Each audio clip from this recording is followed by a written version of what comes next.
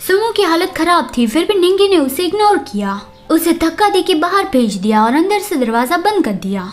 Sumo बाहर बैठा बैठा रोता रहा कि ऐसा कुछ भी नहीं है, तुम मेरी बात समझ क्यों नहीं रहे हो। तभी सुमो की धड़कन बहुत ही तेज हो गई और वो फिर से दरवाजा खटखटाने लगा और रोते हुए निंगी से रिक्वेस्ट करने लगा कि प्लीज निंगी दरवाजा खोलो। थोड़ी देर बाद निंगी ने दरवाजा खोला। सुमो को ऐसा फील हो रहा था कि उसकी तबीयत खराब हो रही है, फिर भी वो निंगी के पास गया और वो उससे सब कुछ एक्सप्लेन करना चाहता था, पर निंगी ने उन दोनों के बीच का कॉन्ट्रैक्ट फाड़ दिया और कहा कि अब हम दोनों मेट नहीं है। मतलब सिंपल भाषा में मैरिज सर्टिफिकेट फाड़ दिया कि अब से हम दोनों हस्बैंड एंड हस्बैंड नहीं है।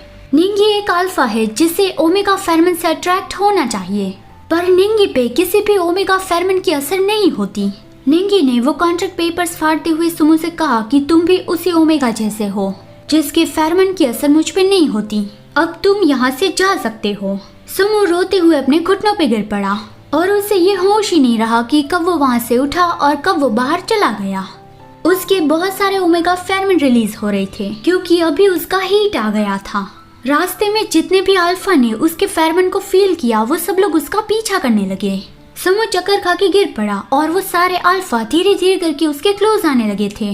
सुमो अंदर ही अंदर विश कर रहा था कि निंगी मेरी मदद करो, और वो बेहोश हो गया। फिर अगले सीन में कोई सुमो को हॉस्पिटल ले आया था। वो था जीजू, जो पहले भी सुमो की देखभाल रखता था। जीजू इमरजेंसी रूम के बाहर इंतजार कर रहा था और लोगों की बातें सुन रहा था। लोग बात कर रहे थे कि मैंने सुना कि एक ओमेगा अपने हीट दौरान रास्ते में ऐसे चक्कर खा के गिर पड़ा। अगर समय रहते कोई वहाँ पे उसे बचाने नहीं आया होता तो फिर उसके साथ बहुत बुरा हो सकता था, मतलब कि वो सारे अल्फा मिलके उसका रेप कर सकते थे।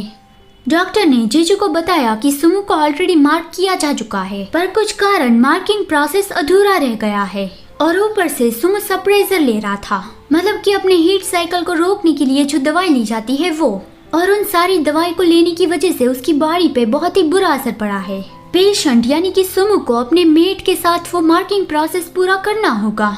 अगर उसका मेट ये नहीं कर सकता तो फिर उसे जल्दी ही एक नया मेट ढूंढना होगा, नहीं तो फिर आज जो हुआ वो आगे भी होगा, और अगर ऐसा होता ही रहा तो फिर सुमो हमेशा के लिए कोमा में चला जाएगा। जीजू को सुमो के लिए बहुत ही बुरा लग रहा था कि सुमो के साथ ऐसा कैसे हो सकता है। जब सुमो को होश आया तब वो बहुत ही डरा हुआ था और जीजू को यहाँ देख के वो थोड़ा कंफ्यूज था।